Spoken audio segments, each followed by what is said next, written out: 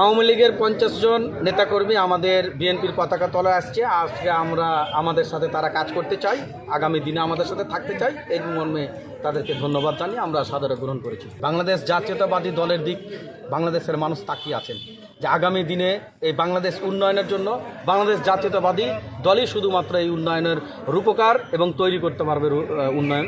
তার আলোকে আমাদের এলাকার বেশ অন্য দলের নেতাকর্মীরা তথা আওয়ামী লীগের নেতাকর্মী হতে পারে বা যে কোনো দলের নেতাকর্মী সকল মিলেই আমাদের কাছে আমন্ত্রণ জানিয়েছেন যে না, বাংলাদেশ জাতীয়তাবাদী দলের যে রূপ, যে আদর্শ, শহীদ রাষ্ট্রপতি জিয়াউর রহমানের যে আদর্শ এবং নীতি, তারই নীতি এবং তারেক রহমানের যে বর্তমান যে কার্যকলাপ, এটাতে উদ্বৃত্ত হয়েই তারা আজকে আমাদের এই বাংলাদেশের দলের পতাকার তলে আসতে চেয়েছে। এই মর্মে আমরা ঊর্ধ্বতন নেতাকর্মীদের সাথে আলোচনা করেছি। আলোচনা করে আমরা আজকে যোগদান অনুষ্ঠান সম্পন্ন করলাম। অভিনন্দন।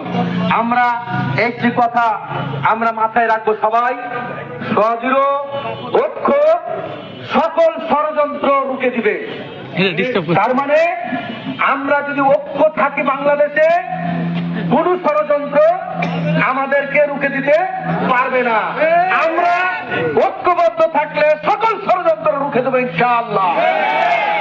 প্রিয় ভাইয়েরা আমার, আপনাদের কাছে যে বিষয়টি আমরা নিয়ে এসেছি সেটি আজকে প্রথমে আমরা প্রয়াত রাষ্ট্রপতি এবং তার সহধর্মিণী এবং বাংলাদেশের সকল জাতীয়তাবাদী দলের শহীদদের আমরা সকলকে বরণ করবো। আপনারা আগে সত্যি করবেন, বরণ করেন।